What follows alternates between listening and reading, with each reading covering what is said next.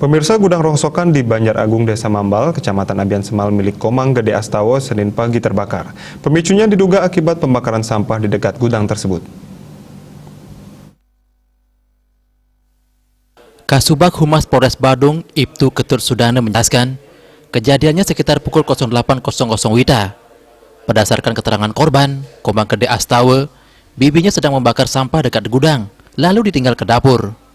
Saat itu korban berada di kamar dan mendengar seperti ada sesuatu yang terbakar. Korban langsung keluar dan melihat gudang dilalap si jago merah. Selanjutnya korban dibantu warga sekitar berusaha memadamkan api.